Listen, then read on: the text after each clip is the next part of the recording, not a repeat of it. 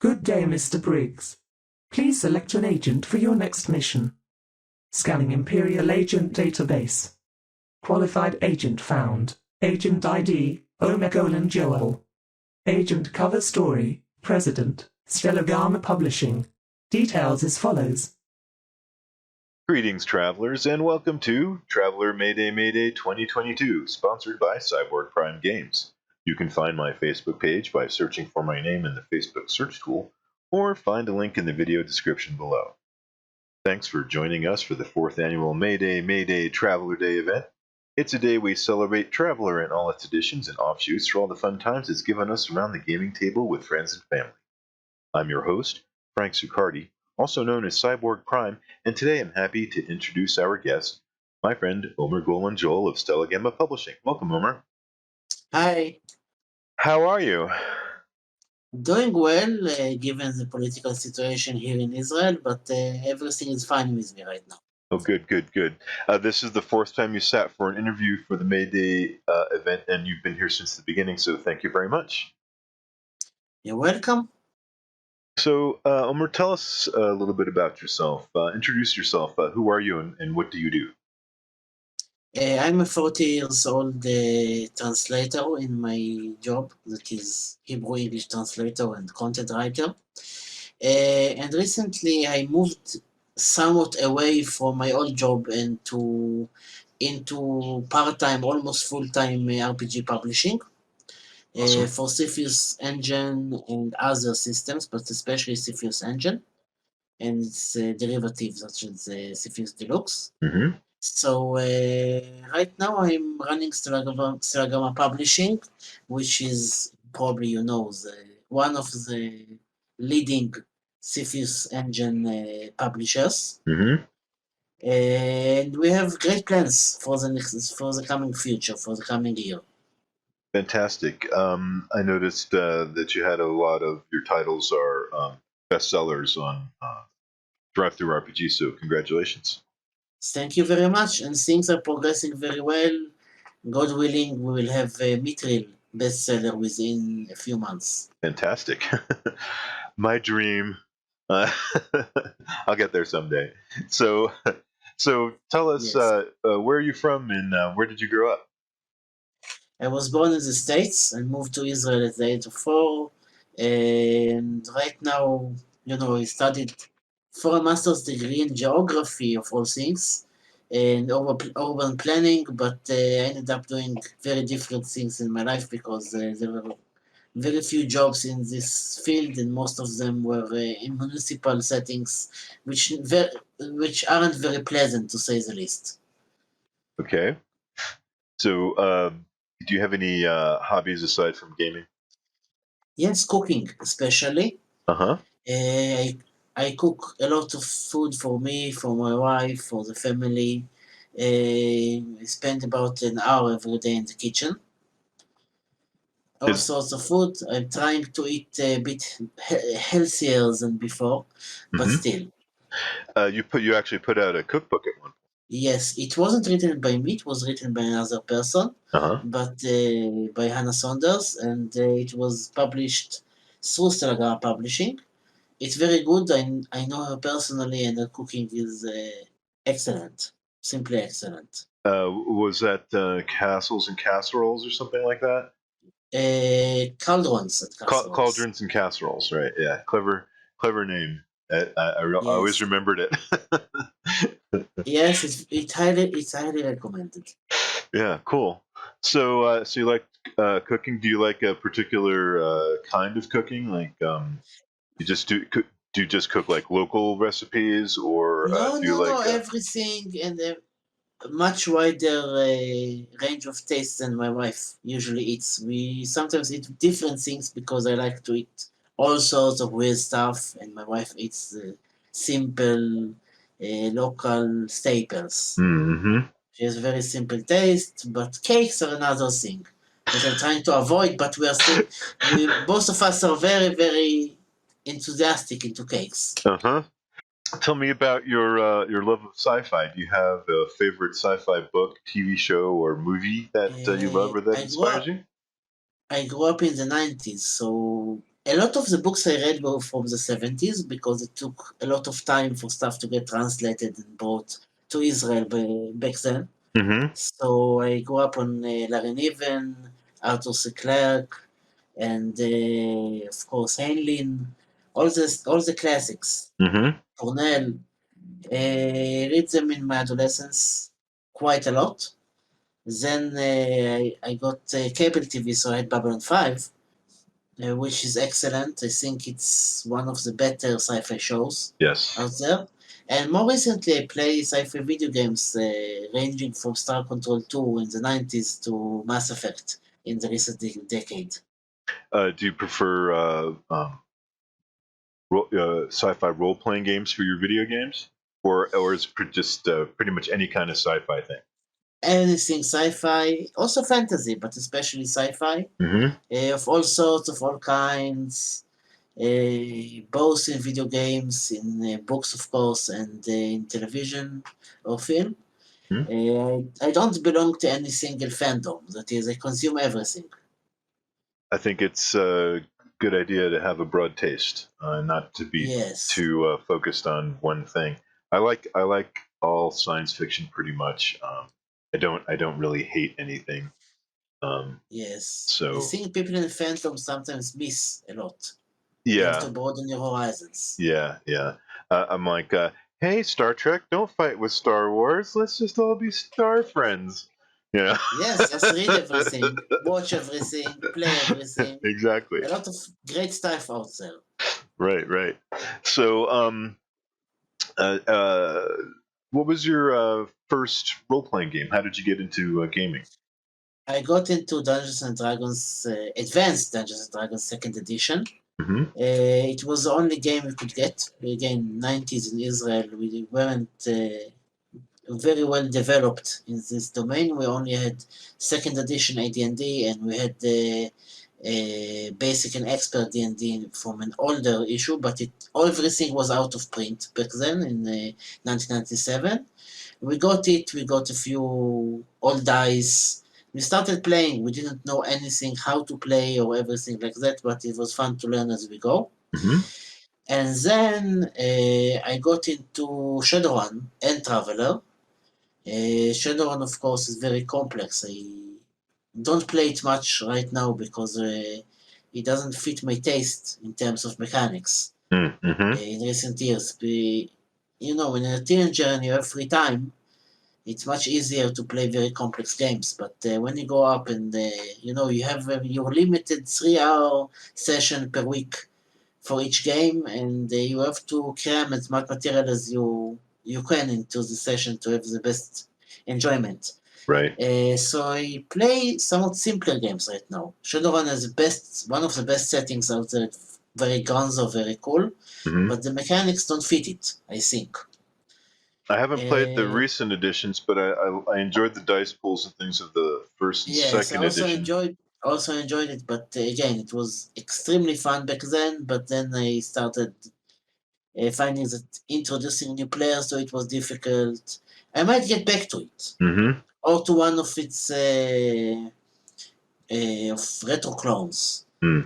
I GM'd a Shadowrun game for about a year and had between 6 and 8 players. I mean, people really like to play it, and I think Yes, it was a good crossover between fantasy and science fiction for a lot of people. the setting is wonderful. Mhm. Simply, it's gonzo. Right. It's everything put into one setting. It's playing a troll with pink mohawk and a minigun and crashing through everything.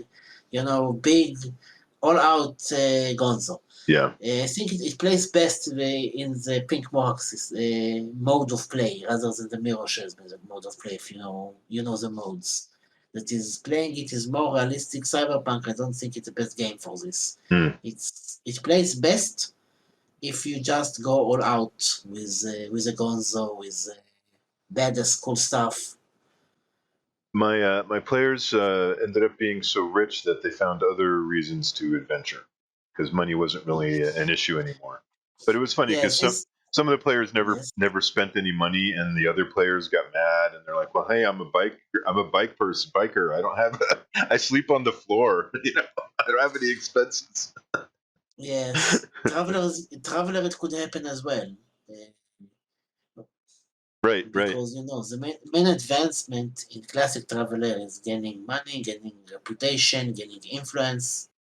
You right, don't level up.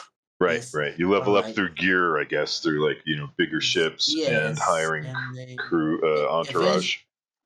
yes, and then I don't think there are a lot of mechanics that support it, but later building your own pocket empire, Hmm. if you know the book from Max Miller Traveler.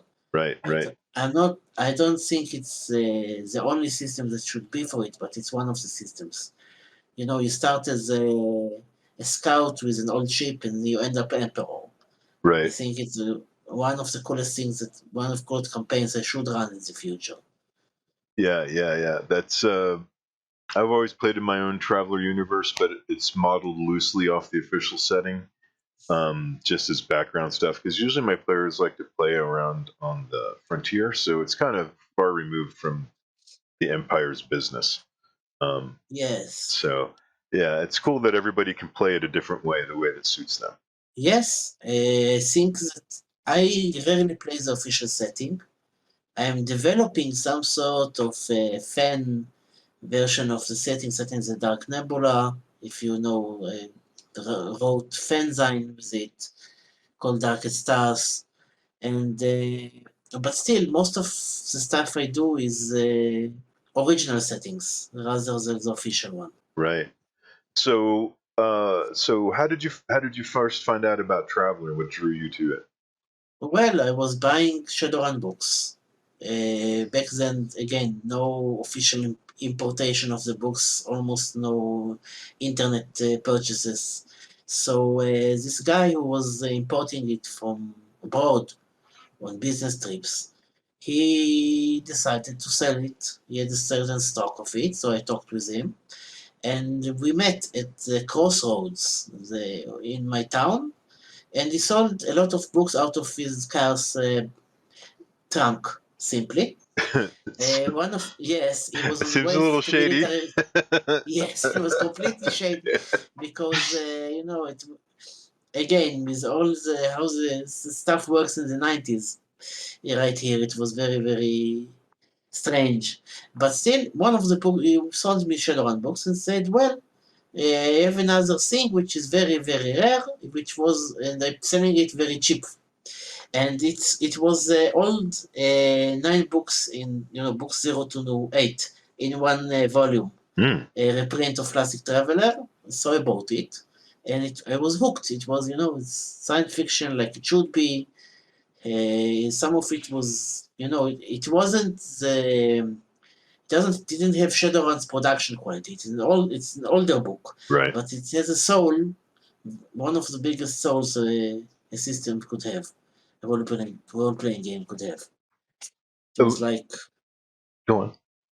it's like I'm playing sci-fi like sci-fi should be, and didn't find much about the setting originally, only as a reprint.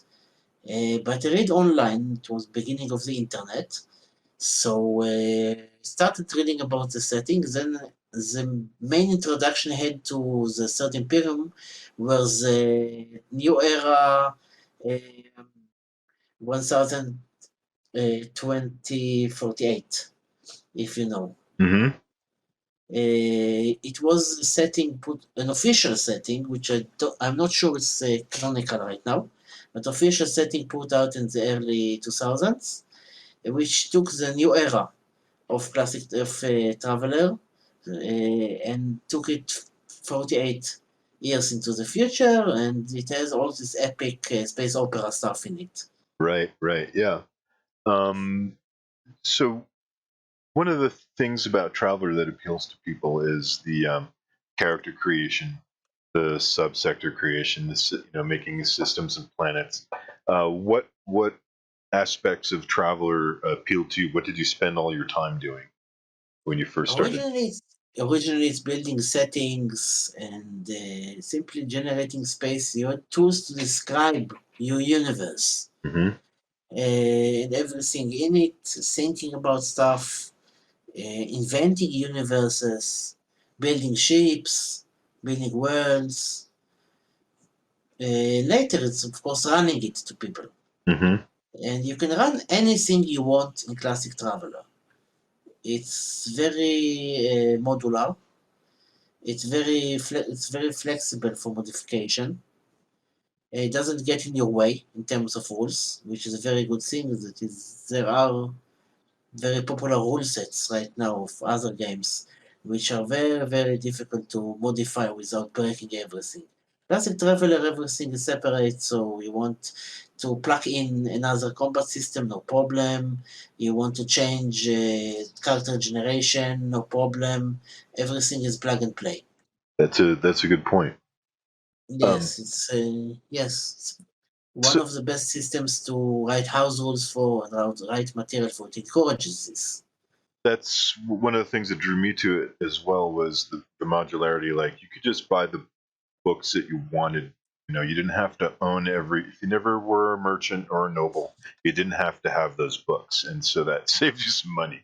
Um, Yes, and I used to go and get decals and things and make up my own character sheets and then go down to the local copy shop and print up, a bunch of a billion character sheets and then just sit down and roll characters. Or come up with yes. my I own even things. I even used the Classic Traveler character generation system to teach myself to program a bit Oh in yeah. Python. Mm-hmm. It's very very suitable for automation. Everything Yes. in Traveler is suitable for automation. Yes. Everything is procedural. It's true. I do computer programs as a hobby, and one of the things that I did a while back was make a catalog, like a world code reader. So you could easily get all the data out of you didn't have to remember, what all the different Yes. codes meant. Very computer friendly. um, so, so you eventually went from playing Traveler to developing science fiction. What inspired you to create your These Stars Are Ours, for instance? Originally, I wrote Outer Veil, which was an official third-party Traveler product. That is, in the first edition of Mongoose Traveler, they had the logo license. You didn't have to pay anything. You simply had to follow very basic rules, and you could claim compatibility with Mongoose Traveler Mm-hmm. first edition. And then several companies started publishing for it. I had an idea for a setting, so I spoke with Speaker Publishing and I published through them.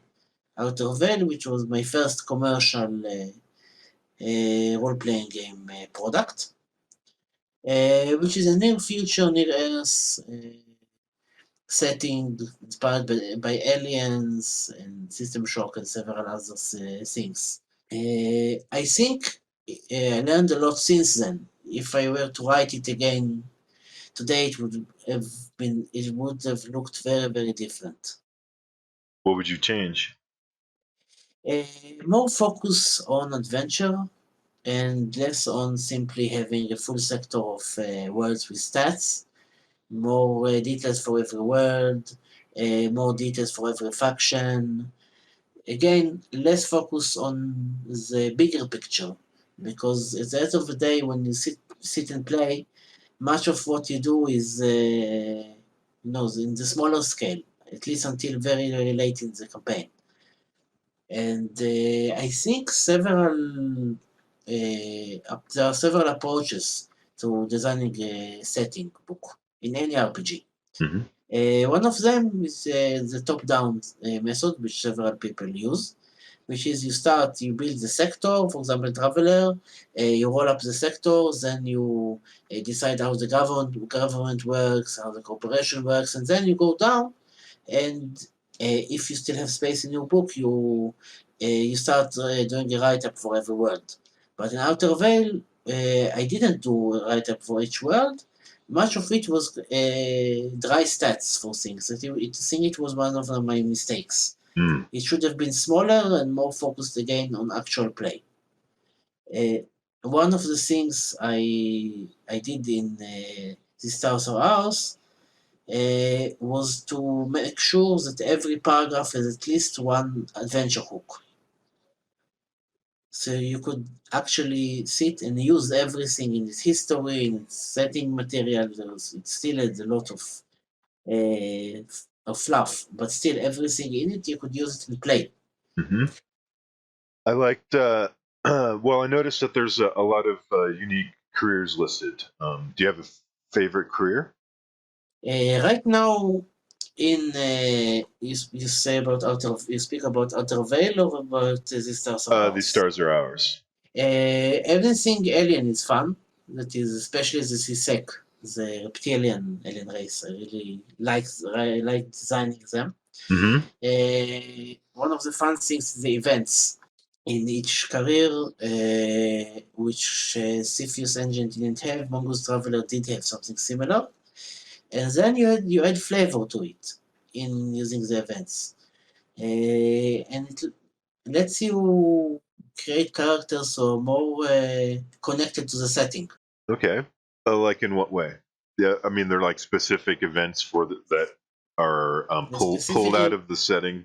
I mean, yes, okay. and again, you would also with war events because the setting in Sisters of House is 2 years after a major and very long total war.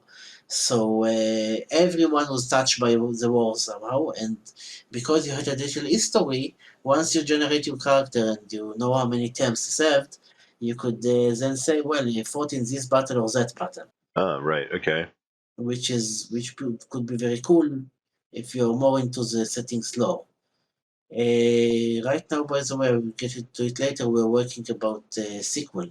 We're working on a more focused book called Terra Horizon, which is still set in the Stars Are setting, but it has more space in it, a full quadrant rather than only two subsectors, and is adapted specifically for Cepheus Deluxe, and it's even more focused on actual play.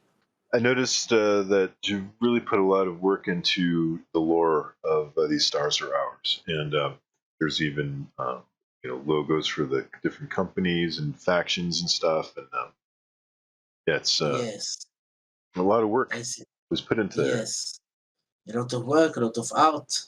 We are working even more from this setting. That is, you have stationery. If you want to print official documents from the setting, you have them. Oh, that's cool. I like how the aliens are still mysterious. It's kept mysterious. What are the reticulans doing with us? And uh, you know, oh, they're making hybrids or whatever. Um, Yes, yeah, I like it. It kind of reminds me of the old show from the '70s, UFO. yes. Or the Mhm. XCOM video game, Oh yes, that too. which was part of the inspiration. Right, right.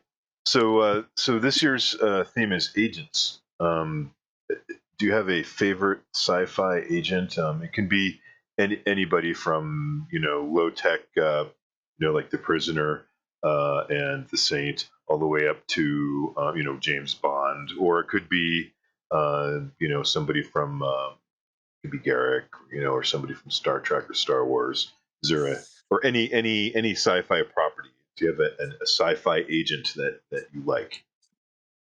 Well, in later media, I like, of course, Commander Shepard and his group from Mass Effect, Uh huh. which is one of the best sci-fi video games in terms of narrative and setting design. Mm-hmm. And in earlier media, I really like the Cyclops, Babylon 5, as an antagonist, sometimes as a supporting the character, sometimes very evil antagonist. Right. They treated telepathy and psionics in one of the more interesting ways in sci-fi. Yes, I liked Bester. Yes, Mm-hmm. Lester was excellent, excellently played, of course. Yes. Walter Koenig. Yes, Yeah. very experienced actor. Yes. Yeah, I like the way they handled psionics in Babylon 5. Yes. Yeah, so those are cool agents. Good choice. Is there an agent type career in These Stars Are Ours? There are three of them. All three main Terran intelligence organizations. Everything belongs to the Committee for Reconnaissance and Counter-Reconnaissance, called CRC. So you have CRC 8, which is normal, regular military intelligence, and CRC 16, which is counterintelligence, and CRC 32, which is the psionic intelligence. So you could have all three kinds of Terran agents in the Stars Are Ours. Oh, very cool. So tell us what you've been up to this past year. Have you finished up any productions, hit any conventions? Is life getting back to normal for you there, or how's the pandemic? Is it still affecting The life? convention, the convention we were supposed to have in the summer was cancelled because of the pandemic. Yeah. And right now, I'm usually writing and playing a lot of stuff and running some stuff. Unfortunately, many of the games I play in are not my own because of popularity of certain systems. It's very easy to get to get players for official Dungeons and Dragons and for Savage Worlds. But I also run, of course, my own games. And I published Cepheus Deluxe this year. Right. Cool. Let's talk about Cepheus Deluxe. Yes. Tell us what is it? This is a revised and reimagined version of Cepheus Engine, Okay. which is focused on more open play or on newer players. After we had feedback for older Cepheus Lite, which was much more faithful to the basic Cepheus Engine rules. Okay. So we took this feedback from our customers and we wrote a book suitable for them, which is a very big success. Because again, it's some of the features I really love in Traveler are not necessarily the best liked in the market, Okay. unfortunately. Like random character generation, something I really love, but a lot of people are put off by it. I agree. And the same with death in character generation, which I even wrote articles supporting it and everything. Again, it's turn off, unfortunately, for customers. So because it's not a clone of Traveler, it doesn't try to repeat the Traveler experience. It still of course uses SRDs, basic rules, basic free rules, open rules. Right. But it changed a lot because, again, what we found to be interesting to as many people as possible. I noticed in the community that dying during character generation or the random character generation has nostalgic value to a lot of people, but as a GM bringing new people in, I can see it sometimes as a stumbling block because someone sits down, they want to play a Marine, and they end up with a Scholar, or they want to be a Scout and they end up with a Citizen. And it's cool, it's more. I like to use the random generation for NPCs. Or PCs, I let them, instead of rolling on charts, I let them just choose what they like off the chart.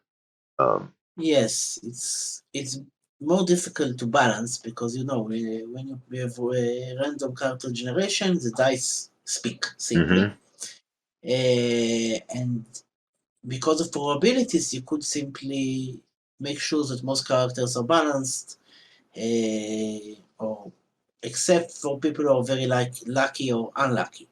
Right. But with non-random character generation, you have to be more careful not to have people simply select the same skill too many times. Right. Because it's in point-based systems, it's possible. Right. But we are still developing it because still this system was a very big step forward, or sideways, more accurately. I don't think my system is better than ours or something like this, than others or something like this, but again, it's quite different. We also changed the way space and vehicle combat works to a more fluid system because usually I play with people who don't really like complex tabletop wargaming, Right.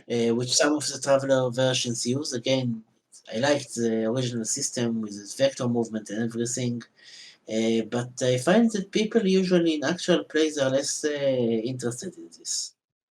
It ends up taking a lot of time away from the role playing. Yes, again, like I said before, once you go up and you suddenly find out you had only these 3 hours a week to play Traveler, you can't spend all this time on gearheading or other or vector movement and other very cool pursuits, which Hmm. we all enjoyed in younger ages. Right. So you have to focus, which is one of the things that guide my game design. I know that a lot of my customers are people with families Hmm. and with jobs, and you had to be very, very focused on actual play. People don't have time to read 30 pages of law, Right. which the original edition of the Stars Are Ours has. People simply don't sit and read it. You had to be very, very focused on everything, on the rules, on the setting, on adventures. Again, because people they want to use their time in the best manner possible to have the greatest fun. Right. Right. So what's the major difference between Cepheus Deluxe and Cepheus Engine? There are several differences. The first, which I noted before, is that character generation is less random. Except for events, most of it is not random. Vehicle and ship combat use a position system or chase system, which is very relative. You don't. It's completely mapless. It depends on both the vehicle's agility or ship thrust or things like that, and of course the pilot's or driver's skill. It's some sort of a chase system because it was originally a system we thought about for chases, for vehicle chases, but now Hmm. it serves for the entire combat system. We use a very different ship armor system, which is quite simple. It's weapon penetration of several classes against several classes of armor in simple metrics table and everything like that. So again, we try to streamline things, and on the other hand, to be more complete than our older product of Cepheus Lite. And are you going to kind of put out? Are you going to put out additional settings and things for Cepheus Deluxe and separate books? Using what you learned is about keeping your, including lore in your book. Maybe you might want to break that out, or how are you going to proceed in the future with your future Cepheus Deluxe development? Well, first of all, we are considering a second edition of the Sword of Cepheus, our Sword and Sorcery game, based on Cepheus Deluxe rules. Oh, I think okay. it's the first time I'm mentioning it. Again, we learned a lot of stuff since we published it, so we could improve everything. And we're publishing Terra Horizon, which is a sequel to This Stars Are Ours, focused on Cepheus Deluxe. We're thinking of a few more adventures. There may be a vehicle source book later. Game Master screen. Again, there might be a surprise related to Cepheus Deluxe in the near future. I don't want to promise anything right now, but there might be very interesting news in the next few weeks. All right, great. Stay tuned, folks. Maybe even before this interview is published, Oh, all right. We'll because keep. there is almost a month until then. Right, right. Yes. All right. Cool. Great. We'll keep an eye out for special news from Stellagama. So, what's your what was the biggest hurdle that you had to overcome for this to get Cepheus Deluxe out? Well, writing a book at this scale takes a lot of time, especially when you have a day job. And editing it, and I think we didn't do a perfect job with editing, even though we invested a lot of time and effort. It's like 3 months to write everything and 9 months to edit it, Wow. and to read and to check, and still some errata got through, Mhm. which is, it's one of the things you learn that you need, I say, an evil and cruel editor, because you need an editor who will say, well, this is shit, this sucks, you have to change this, and otherwise you get a lot of very bad things in your book. You had to have someone who doesn't honor you too much and doesn't hide things from you, and a very good editor, again, who might be quite evil, and hurt your feelings with all your perfect game design, because otherwise the customers will say it and it will be even more unpleasant. He's evil, but he's lawful evil. Yes, and if you don't listen to the lawful evil, you go to the chaotic evil once you release. Right. Do you have a lot of do you tap into your gaming community for a lot of feedback when you produce? Yes, again, like I said before, much of what drove our development of Cepheus Deluxe is the feedback we got for Cepheus Lite. Mm-hmm. A lot of it is, again, focused on providing a streamlined play experience rather than something more complex. On the other hand, it should be complete. We even have rules for building robots. All right, cool. So, let's talk about some other popular titles in your product line. What about Quantum Starfarer? That's a new release. Quantum Starfarer is a very streamlined and simple science fiction game, which is based on Cepheus Quantum, which is a two-page rule set for sci-fi games. Which I, by the way, started on a dare. Someone said, "Well, could you condense Cepheus Light into 2 pages?" I said yes, and I wrote it. Then I expanded it to four two-sided sheets, which is Quantum Surfer, and then I decided to put it in a booklet. It will soon be available in print. Oh, great. I'm just improving the art. So it's a cool compact space opera. So when you built this, how did you decide um, how streamlined were you going to make this? What was the important stuff that you wanted to keep in the streamlined version? This is an interesting question because a lot of this is from feedback I got from the community and my own gaming experience, which is recently moving to what people call the beer and pretzels, which means you're playing the game in quite a fast and loose method rather than paying too much attention to realism or details. You're just having fun, high action, and everything like that. And there again, maybe later on, a more complex version of such a game, of a quantum engine sci-fi game. We're considering a lot of possibilities in this direction. Hmm. What would be your first expansions? Do you think? The first expansion, you're asking about Quantum Starfarer. Yeah. There may be a setting for it, a near future setting called Cradle of Stars, Okay. which let you play essentially quick and dirty cyberpunk, interstellar cyberpunk without too many hassles. All right. And there may be adventures coming. Later on, a more complex, is maybe even a conversion of Sisters or House, if you want really high action and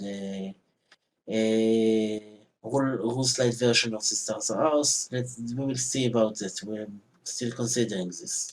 The thing I liked about Quantum Starfarer when I was browsing through it is it reminded me of those old Steve Jackson kind of pocket games.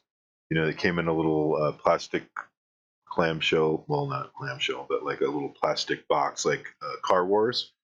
But Yes. because all the rules are right there, it's only a few pages, and you get a whole game.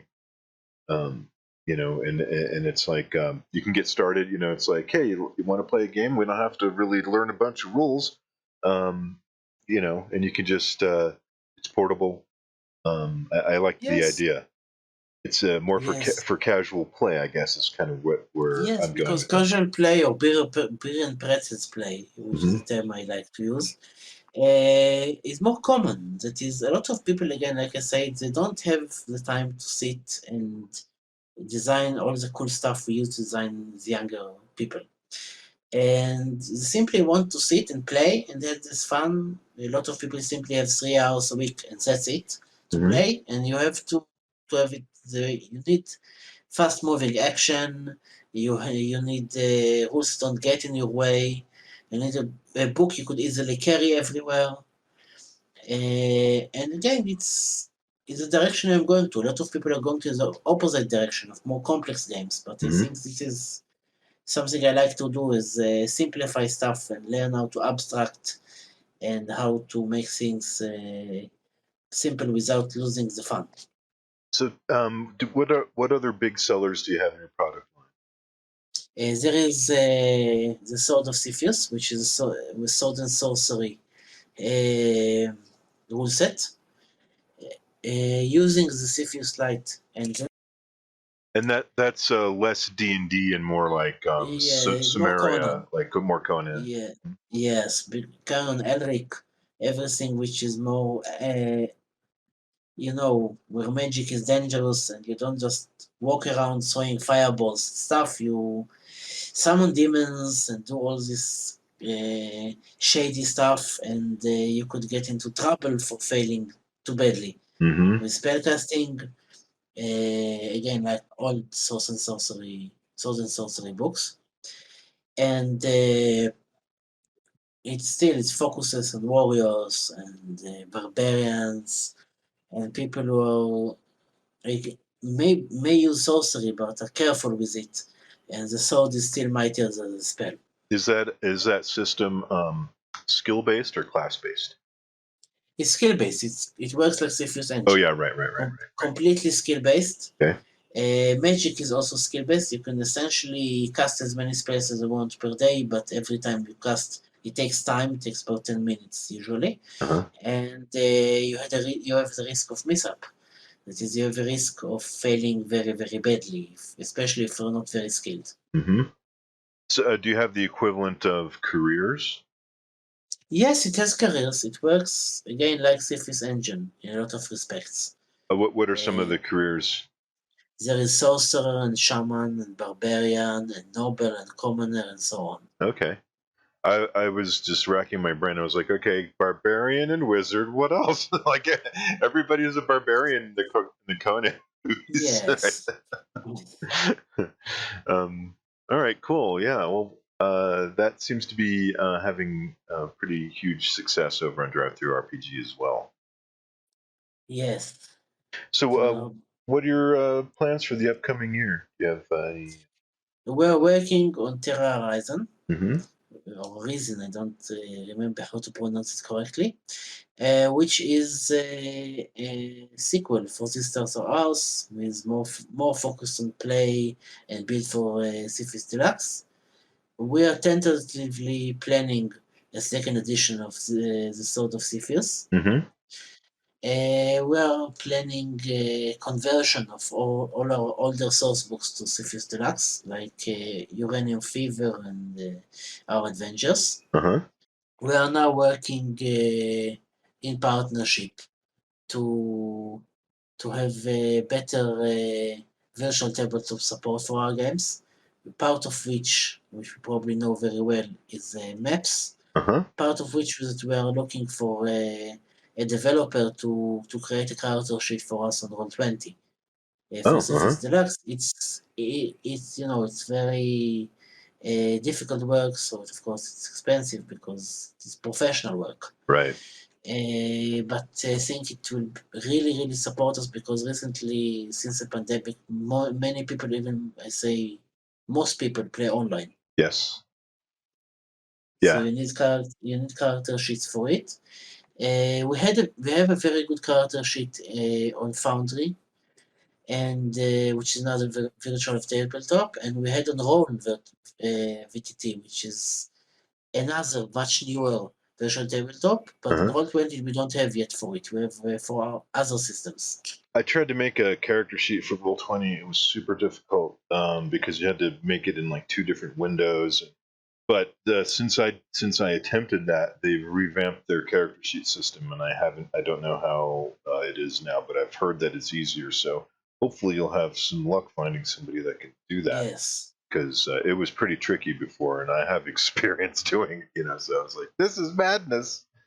But the character sheet on Foundry, made by Ultra Kev and those guys at 2D6, it works great, and I really love being able to, when I roll, I have it set for showing effect, so it tells me -3 or +2 or whatever, and it's really cool. It automatically adds your effect into your weapon damage when you roll. I mean, I love a lot of taking all of the accounting out and making it streamlined through these automated character sheets. I think adds a lot to what I want to call the flow of the game. Yes. And being able to have the digital handouts, and everybody has a shared map, um, uh, and you can see your dice rolls. So it opens up the world to be your player pool, and Yes. if people flake out or whatever, you can find another player pretty fast. There's a lot of people out there who want to play, and not that many GMs. So if you're a person who's a GM, there's a demand for you. And people, I've even seen people charge $5 a game. They make 20. I don't know how much, $20 or $25 for GMing for a few hours. That's not too shabby. Pays for pizza. Yes. So yeah, I'd like to. I expect to see VTT kind of explode even more. I mean, it's only been in the last year or so. A lot of people still don't know about it. So hopefully that's gonna grow. Yes. So how can people find you and your products? Do you have a website or Twitter or? We have a website we are improving, but it's easier to find us on Facebook. It's Okay. simply Stellagama Publishing. We have a page for it, and on Drive Through RPG. All right. No Twitter account? Not right now. I'm less proficient in Twitter than Facebook. But I do know. I noticed that you do have a Discord. Yes, we have a Discord server. We are also very active on other Discord servers. Mm-hmm. In the Traveller server, you have questions about Cepheus Engine, especially Cepheus Deluxe. You simply ask them and tag me, and they answer very quickly. Yes, I've seen that you're very active on the Traveller RPG Discord. You're active on my Discord. You're active on your own Discord. So you're very approachable and very friendly. And I appreciate that. Yes. So cool. Well, we've come to the end of our interview. All right, great. Well, I'm your host, Frank Succardi, also known as Cyborg Prime, and I've been talking today with my friend Omer Golan-Joel of Stellagama Publishing. Omer, thank you for participating in our 4th Mayday event. I hope you'll join us again next year. You're welcome. Yes, of course. Fantastic. And best of luck to you in your future endeavors. And thank you. Thank you very much. Thank you, dear listener, for joining us for this 4th annual Traveller Mayday event. That's all for now, travelers. Until next time, happy traveling. This data crystal will self-destruct in 5 seconds.